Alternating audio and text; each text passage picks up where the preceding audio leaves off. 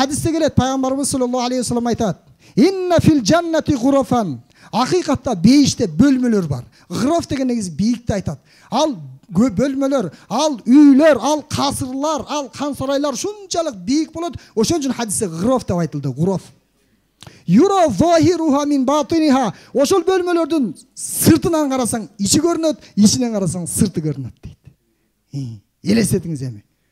Шунчалык кооз үйлөр ким үчүн десе, лиман атамат таам, тамак берген адам. Элдерге тамак берген, элдердин кусагын тойгузган, муктаждардан ачкалардын кусагын тойгузган, кедейлерге жардам берген. Ва афшас салам, саламды тараткан, ар дайым салам айтып жүргөн. Ва салла биллайл ва насу ниям. Элдер уктап жаткан учурда туруп Аллахтын алдында намаз окуган инсандар үчүн берилеткен бул бөлмөлөрчү. Ошол бөлмөлөргө жетели.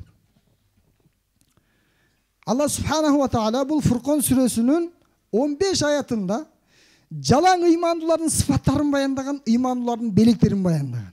Алар жөнөкөй жүрүшөт. Алар ешким менен талашпайт. Алар түндөрү ибадат кылышат.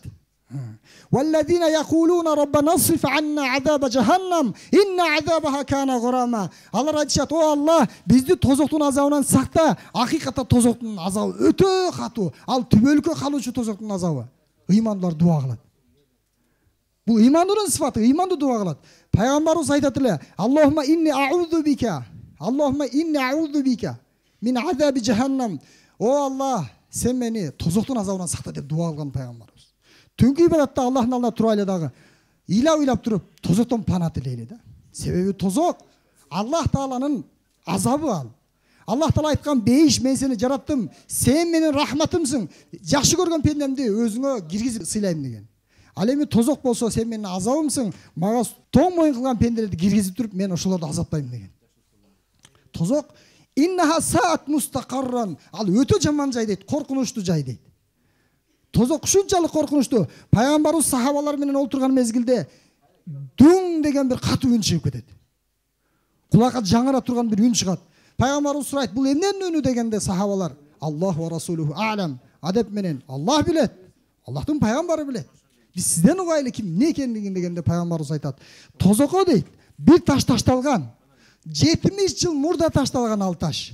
Казыр ошол тозоктун түбүнө, кари жаханнам, тозоктун түбүнө казыр жетти" дейт. Элестесеңиз, 70 жыл мурда ташталган. Тозок Аллахтан сурайт экен: "Я Алла, мен өзүмдү өзүм жеп салдым. Мен өзүмдү өзүм тоңдуруп салдым. Тозокто азап от болсо, ошондой эле замхарир, ызгар бар, тоң бар, муз бар. Сурайт экен: "Я Алла, бир жолу эс алайын" дегенде Аллах Таала рухсат берет. Бир жылда 2 жолу дем алууга рухсат берет. Жайында бир жолу дем алат. Дегенде анын таасири чилле деп коет парс тилинде. 40 күнгө чейин таасир тийип ызып турат да. Чилле деп коебуз го биз. Ошондой эле кышында бир жолу сурайт экен: "Я Алла, мен тоңуп жарылып баштадым. Бир рухсат берчи дем алайын" дегенде Аллах Таала рухсат берет. Бир дем алганда 40 күнгө чейин чилде таасир тийип турат экен да, тозоктун дем алганычы. Эми ошол тозоктун ичиндеги оттон тозок коркот экен да. Хадисте келди. Пайгамбарыбыз айтты: "Тозоктун ичинде бир чуңкур бар. Ал жубул хузун. Аты дагы коркунучтуу экен. Кайгынын чуңкуру. Ошол тозок сурайт экен: "Я Алла" деп күнүгө 100 жолу, 70 жолу Аллахтан сурайт экен: "Я Алла, мени тозоктун отунан сакта. Тозокко мени киргизбе" деп күнүгө сурайт экен. Ыймандуулардын сыфаты түндөрү туруп Аллахтын алдында тозоктон пана тилерин сурайт дейт. Аллах Таала бардыгыбызга ыймандын сыфатын насип кылсын. Жана Furqan сүрөсүндө 1-2 аят айтылды, андан сырткары дагы 10дон ашык аяттар, андан башка сүрөлөрдө дагы көптөгөн ыймандуу, чыныгы мусулмандын сыфаттары бар. Ошол сыфаттардын бардыгын тең биз жашообузга алып келип, сыфаттар менен кооздолгонго Аллах Таала бардыгыбызга мүмкүнчүлүк берсин.